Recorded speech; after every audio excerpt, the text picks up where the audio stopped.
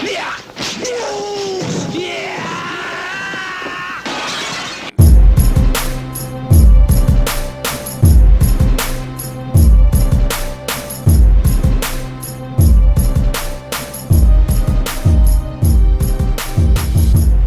everybody.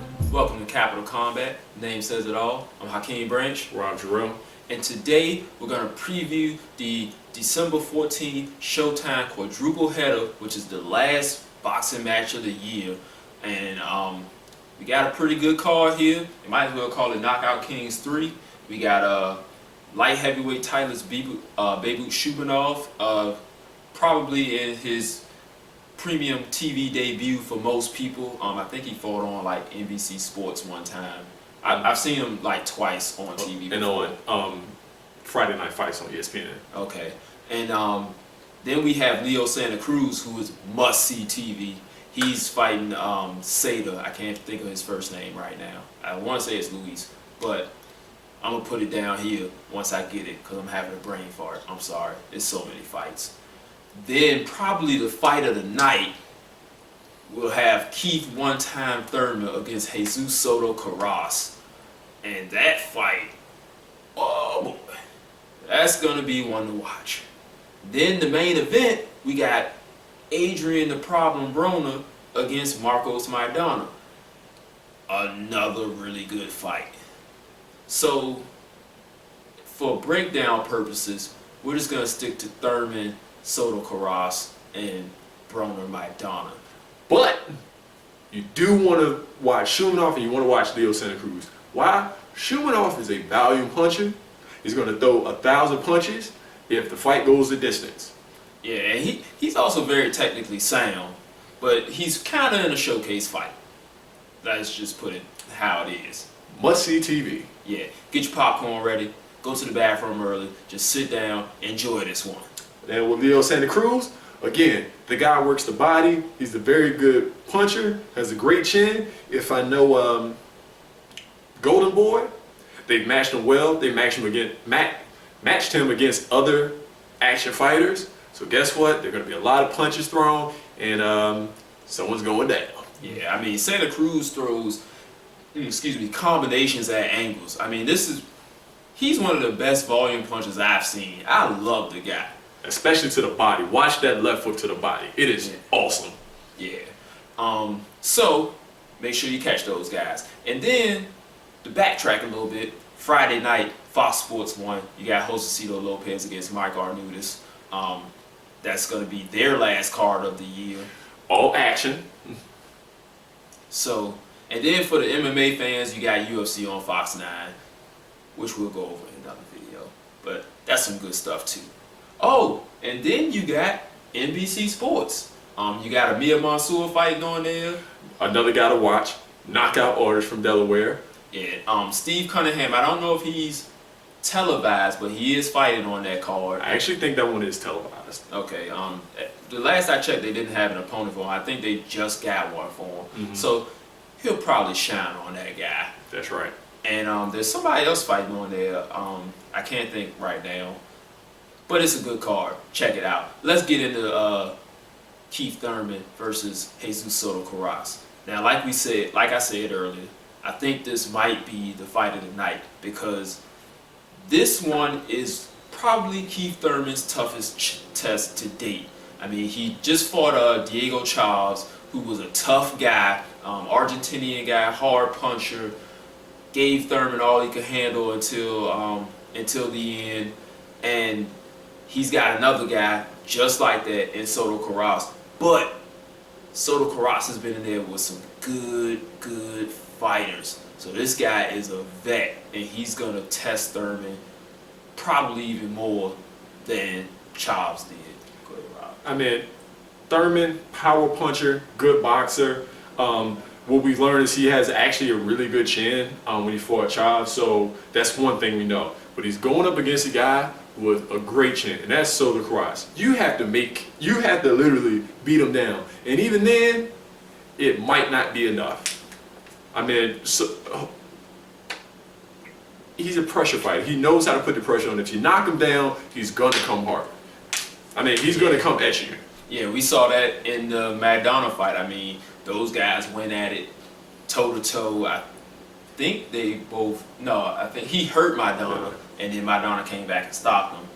But in the Andre Berto fight, I mean, he did a number on Berto. Even though Berto did hurt his shoulder, even before that, he was doing some damage to That's Berto. right. And Berto's a pretty good fighter. He's not the upper echelon elite, but he's really good. I mean, he's probably like a B plus type of fighter. And Soto-Karass beat him down. That's right. So Keith Thurman really has his hands full with this fight. Soto-Karass has been stopped before, so the possibility is there.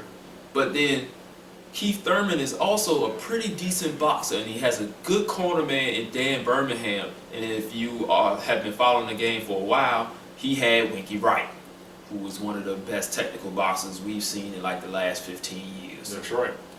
So, and also Thurman gets better every time we see him. The kid is absorbing, he's learning. So this is a good fight to see where he is to this point. Because if he wins this, and especially in spectacular fashion, I mean, the sky's the limit for this guy. We just talked about in our last video, if you watch our recap from the last week's fights, I mean, there are so many fights to be made in the welterweight division. I mean, you can pretty much close your eyes and just say, and you can get a good fight. And I mean, Thurman, lately, Thurman has had people on his radar, and people have had him on their radar. I mean, Sean Porter mentioned his name. Broner, he's been calling out Broner. I think Broner mentioned his name. And him and Malignaggi went at it for a bit too. Exactly. I mean, Malignaggi, as an analyst, wasn't really too impressed with Thurman. So it's going to be some things in the works, and it's not going to be your normal names. You're going to have Broner, you're going to have Thurman, you're going to have Porter. It's just some great fights that's going to come down to work. Yeah. Let's move on to the main event, because, I mean, just talking about the hypothetical matchups, we could go on for hours. That's for another video. Stay tuned. Yeah. So let's talk about the problem, Adrian Broner versus Marcos Maidana. And in this one, you got another hard-charging, come-forward, relentless fighter in Maidana against a technician in Broner who's very flashy. He's got very good skills. He's emulating the best right now. And this one is going to see where he is as far as like really being a welterweight. In his first fight at welterweight, he fought Paulie Malignaggi, who didn't really give him too many problems as far as punching power and physicality because Malignaggi boxed him. This one, Maidana's going to be in his face. And even in the Malignaggi fight, Broner got hit a lot. He just wasn't being hit that hard to where like he was eating the punches to land his show-a-year punches. But against like Gavin Rees, he was getting hit a lot. He didn't really get hit too much against Escobedo or what's my man, DeMarco. Yeah. Antonio DeMarco, who's a really good fighter. Broner made him look very ordinary. But yeah, in that Gavin Rees fight and the Malignaggi fight, he got hit a lot. He doesn't want to get hit a lot against Maidana. No, because his punches hurt. And I mean, this guy is a freaking Wolverine. And with Broner, who tends to throw one punch at a time, maybe two, not really a combination puncher. He kind of stays actually stays flat-footed, kind of has that shoulder roll technique. Now, he has it down to a science. But the only problem is he's going to have to move. And he's going to have to take a page out of his big brother's book, out of Mayweather, and start throwing some combinations, start making Maidana pay. Because the thing about it, Maidana is not easily deterred. Matter of fact, he's not deterred at all. In the Josecito Lopez fight, he got hurt by Josecito Lopez. Guess what? All bets were off. I mean, he was throwing everything. And you have to watch out for those wild looping right hands, because even though you could probably punch between them, they are very effective because they can come from an area that you will not see. And this is not going to make the difference, because if he's flat-footed, if he does not move around, Maidana's going to take advantage. How? He's going to try to punch around his side. He's going to try to punch upstairs. But guess what? He's going to make pay. Yeah.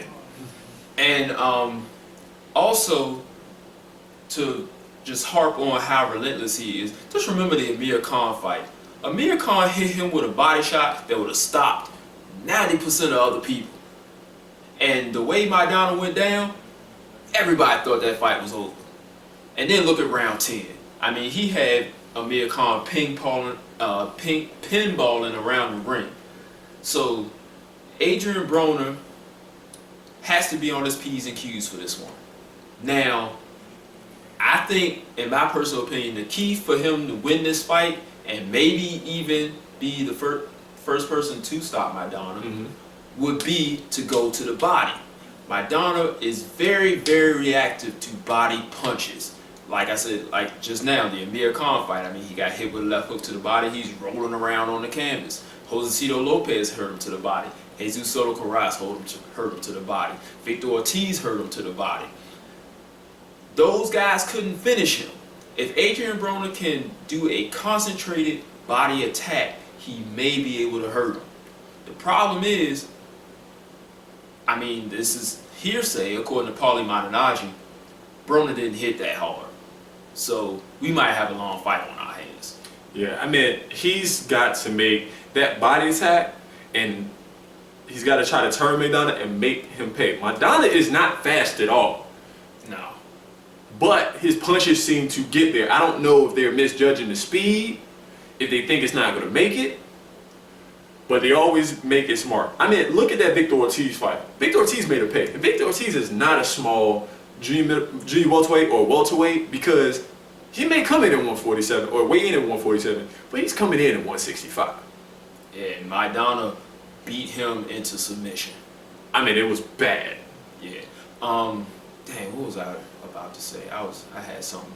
I forgot it. Keep going.